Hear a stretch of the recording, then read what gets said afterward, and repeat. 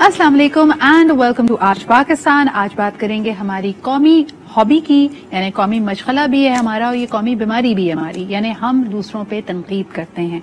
कोई भी चीज़ हमारे लिए काबिल कबूल नहीं होती। हम माशाल्लाह मिन हैसुल कौम किसी भी चीज़ में कीड़े निकालने की, उसमें अपनी रिजर्वेशन शो करने की, उसको बुरा भला कहने की सलाहियत रखते हैं और इसकी वजह से खमियाजा भी उठाते हैं। वो लोग जो लोगों को तनकीद कर रहे होते हैं, अगर आप उनकी अपनी जिंदगियों को देखें तो आपको काफी गैप्स नजर आएंगे। ये वही लोग हैं जो शायद यही क्रिटिकल अंदाज अपने ख्वाबों की तरफ भी अपनाए हुए हैं, यानी उनके जहन में भी अगर कोई आइडिया आता है तो they actually trash it down by saying कि ये पॉसिबल नहीं है, इसमें ये प्रॉब्लम आएगी, वो प्रॉब्लम आएगी। और जो दूसरा शख्स कर रहा होता है यही अभाम, यही अपने फियर्स उस पर भी प्रोजेक्ट कर देते हैं। So how do we get out of that? अगर आप दोनों में से कोई भी एक शख्स है, या तो आप क्रिटिसिज्म का बहुत सामना कर रहे हैं या आप खुद अपने अंदर नोटिस कर रहे हैं कि आप बहुत क्रिटिकल हैं, तो आज का शो आपके लिए है। सबसे पहले जी मेहमानों को इंट्रोड्यूस करते हैं। फर्स्ट एंड फॉरमोस्ट हमारे साथ मौजूद है आमना अलाउद्दीन। आप माहिर नफ्सियात हैं, बहुत शुक्रिया आमना वक्त निकालने के लिए। आप ही के साथ तशरीफ रखते हैं Zain Gopalani, who is a management consultant, और यकीनन किसी भी ऑर्गेनाइजेशन, किसी भी टीम की कामयाबी के लिए अहम है कि क्रिटिसिज्म को एक इफेक्टिव अंदाज में हैंडल किया जाए। So thank you Zain for being here. And last but definitely not the least, a motivational speaker, somebody who has the power to move hearts and minds, यानी डॉक्टर आरिफ सिद्दीकी भी हमारे साथ मौजूद हैं। मुझे ये बताइए, अक्सर एक मिसाल दी जाती है आमना कि किसी अगर जहाज को, बहरी जहाज को देखा जाए, वो समंदर में तैरता है और पानी उसको नहीं डुबोता, लेकिन the water that it lets to get in. Criticism भी ऐसा ही है कि तनकीद तो बहुत लोग करेंगे, लेकिन अगर आप उसको दिल से लगा लें, अगर आप उसको ये ताकत दे दें कि वो आपको पावरलेस कर ले, then it can really play a number on you. इसको कैसे अवॉइड कर सकते हैं? ओके, सो इसके लिए बहुत ज्यादा इंपॉर्टेंट होता है सिद्रा ये जानना कि क्रिटिसिज्म आता कहाँ से है और लोग जो क्रिटिसाइज करते हैं उनकी प्राइमरी रीजन क्या होता है। सो वो आता आपके सेल्फ के ईगो से है। जब भी हम ऐसे लोगों को देखते हैं जो हमसे मुख्तलिफ काम कर रहे होते हैं, मुख्तलिफ अंदाज में काम कर रहे होते हैं, तो हम वहां पर हमारी जो थॉट होती है ब्रेन की, वो बोलना शुरू करती है कि I am better than this, और I do the things differently, और I want to do it correct. And ये जो माइंडसेट होता है, यहाँ से आप शुरू करते हैं लोगों को क्रिटिसाइज करना उनके काम करने के तरीके में। दूसरा, क्रिटिसिज्म जजमेंट से भी बहुत ज्यादा लिंक्ड होता है और जजमेंट बहुत ज्यादा इंपॉर्टेंट होती है। जजमेंटल होने को नहीं, हम जजमेंट बहुत ज्यादा इंपॉर्टेंट होती है। आपके लिए बहुत जरूरी होता है कि आप दुनिया का कैसे सेंस बनाते हैं। प्रॉब्लमेटिक तब हो जाती है जब आप अपने थॉट को नोटिस करना शुरू करें कि वो बहुत नेगेटिव हो गई है। आप किसी भी चीज को देख रहे हैं और अगर सिर्फ उसमें से नेगेटिव पार्ट उठा रहे हैं और सिर्फ उसके बारे में क्रिटिसिज्म है और उसके बारे में आपकी कॉन्वर्जेशन है, तो आप सिर्फ अगले बंदे का नुकसान नहीं करते, आप ग्रेजुअली अपने ब्रेन को भी ट्रेन करते हैं सिर्फ नेगेटिविटी को पिकअप करने के लिए। इससे सेल्फ अवेयर होते हैं लोग इस नेगेटिविटी के बाद। आपने जैसे कहा कि be mindful of your thoughts, देखें कि आप कितने नेगेटिव हो रहे हैं। कितने लोगों को ये अंदाजा होता है कि वो बहुत तनकीद करने वाले बनते जा रहे हैं? ये बहुत ऑटोमेटिक होता है। जजमेंट भी बहुत ऑटोमेटिक होती है और क्रिटिसिज्म भी बहुत ऑटोमेटिक होता है, क्योंकि एक दफा जब आप एक चीज को पकड़ लेते हैं तो आपका ब्रेन उस पर ज्यादा थॉट नहीं लगाता, आप बस उसको जल्दी जल्दी जल्दी जल्दी रिपीट कर रहे होते हैं। हाँ, अदरवाइज अंडरस्टैंडिंग बहुत ज्यादा टाइम लेती है। वो डीप कनेक्शन को, deep understanding, deep thinking, compassion, ये सारी चीजें रिक्वायर करती है। जजमेंट और क्रिटिसिज्म तो बहुत इतना ज्यादा आदी हो जाते हैं कि वो बहुत सबकॉन्शियसली होना शुरू हो जाता है। बिल्कुल सही। अच्छा, मुझे ये बताइए कि कई लोग ये कहते हैं, मैनेजमेंट में ज़हन बताया जाता है कि when you don't have the power to say yes, you will only say no. तो कई ऐसे लोग जिनके पास शायद अथॉरिटी नहीं है लेकिन रिस्पॉन्सिबिलिटी है और वो किसी चीज को अप्रूव नहीं कर सकते, तो कभी कभार they feel compelled in their roles to criticise, to point out failures, to say कि नई चीज को और इम्प्रूव करके लाएं, क्योंकि अप्रूव करने की तो रिस्पॉन्सिबिलिटी या पॉसिबिलिटी उनके पास है ही नहीं। तो क्या कहेंगे कि क्या जो हमारे अथॉरिटी फिगर्स हैं, बॉसेस हैं, उनके रोल्स उनसे ये डिमांड करते हैं कि they have to be critical? हाँ, लेकिन क्रिटिकल थिंकिंग एक बहुत इंटेग्रल पार्ट है। सिखाया जाता है बाकायदा, लीडरशिप की ट्रेनिंग में एक बहुत इंपॉर्टेंट एलिमेंट होता है। मगर क्रिटिकल थिंकिंग और क्रिटिसिज्म में फर्क है।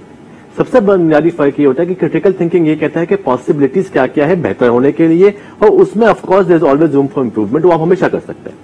प्रॉब्लम तब आती है जब आप तनकीद किए जा रहे होते हैं बगैर इस्लाह के, और ये एक मामला खराब हो जाता है कि आपको चीजें बुरी लग रही है कि हाँ मुझे अच्छा नहीं लग रहा, बट ये एक प्रॉपर फीडबैक नहीं होता। और वहीं पे जो एलिमेंट आता है वो कंस्ट्रक्टिव फीडबैक आता है کہ آپ اصلاح کریں اور آپ بتائیں کہ اگر یہ اچھا نہیں ہے تو کیا کیا جا سکتا ہے جس کی وجہ سے یہ بہتر ہو سکتا ہے یا کیا الگ نقطہ نظر آ سکتا ہے. جہاں تک بات آتی ہے اتھارٹیٹیو فیگرز کے اوپر، دیکھیں اگین دو ایلیمنٹس موجود ہیں. ہم بھی جانتے ہیں کہ ہمارے سوسائٹی کے اندر بہت سارا ٹریڈیشنل لیڈرشپ سٹائل اپروچ کیا جا رہا ہوتا ہے جہاں پہ نہ کہنے کو بہت زیادہ اچھا مانا جاتا ہے کہ ہر چیز کو منع کرو اور آف کورس بول سے بھی باس ہی کیا جو پہلی دفعہ میں ہاں کرتا. ایگزیکٹلی. اور یہ سارا ٹریڈیشنل لیڈرشپ ہے نا، یہی سکھایا گیا ان لوگوں کو، وہ یہی کرتے آئے.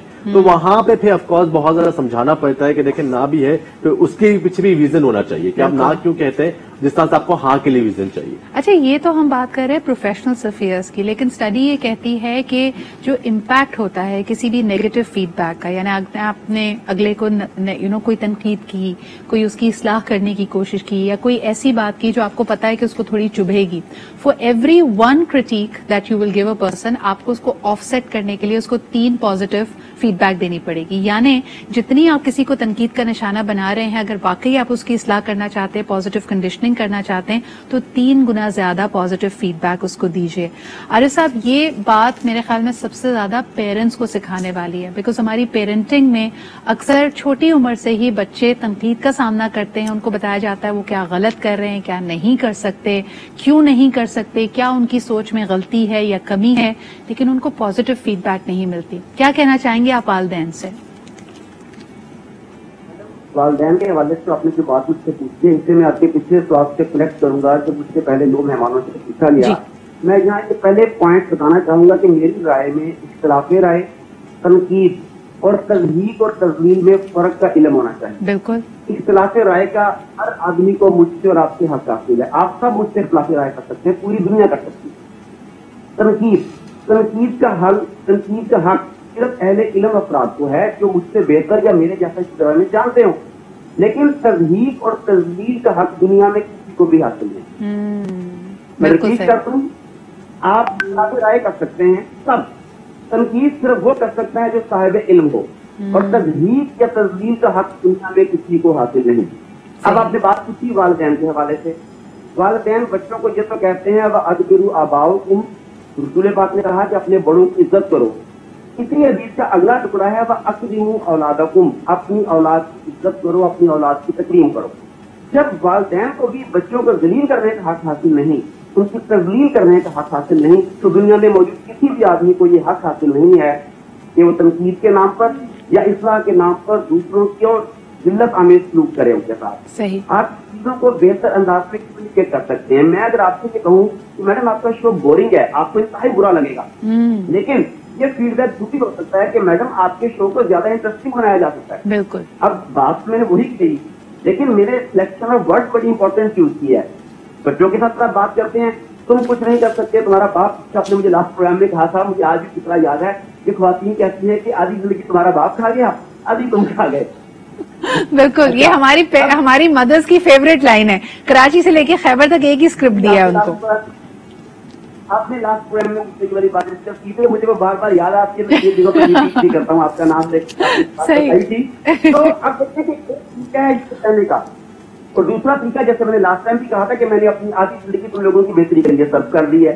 تعلیم کی بات کر لیں، ایجوکیشن کی بات کر لیں، تمہارا ماما چاچا بھائی تم سے آگے نکل گیا، تو وہ ایک ڈفرینٹ پرسنالٹی ہے، وہ ڈفرینٹ پرسنالٹی ٹائپ ہے، اس کے انٹرسٹ ڈفرینٹ ہیں. آپ اس بچے کو اس کے انداز یہ کیا چاہتا ہے، ورنہ کیا ہوگا جب ماں بار بار کمپیریزن کرتی ہے، وہ بھی نیگیٹو کمپیریزن کہ تمہارے ماموں کے بچے نے یہ کر لیا، تمہارے خالہ کے بچے نے یہ کر لیا، تو پھر 2-4 دفعہ سننے کے بعد بچہ تنگ آ کے کہتا ہے کہ آپ خالہ کے بچے یہاں لے آؤ، مجھے خالہ کے گھر چھوڑا جائے. بالکل صحیح ہے، بالکل صحیح ہے. عارف صاحب، اس پہ ہم مزید بھی گفتگو کرتے ہیں، لیکن آپ نے بڑی امپورٹنٹ بات کی ہے کہ جس کو آج کل ہم اپنا حق تنقید یا حق اختلاف رائے کے طور پہ جس چیز کو پریزنٹ کرتے ہیں اور کچھ بھی بول کر نکل جاتے ہیں، کسی کے بارے میں بھی بات کرتے ہیں، دراصل ہم اس کی تذلیل کر رہے ہیں، اس کی تضحیق کر رہے ہیں، اس کو رسوا کرنے کی کوشش کرتے ہیں. And there is a very stark difference between that. لیکن اس کے ساتھ ساتھ جو تنقید کرنے والا ہوتا ہے وہ پروجیکشن بھی کر رہا ہے اپنے ایموشنز کی، اور خاص طور پہ وہ کبھی کبھار ایک وکٹم مائنڈ سیٹ کا بھی ہوتا ہے. اس پہ بات کرتے ہیں کہ جو تنقید کرنے والا ہے وہ اپنے آپ کو اتنا مظلوم کیوں سمجھتا ہے، and that is going to be a very important part of this discussion. ایک چھوٹے سے بریک کے بعد.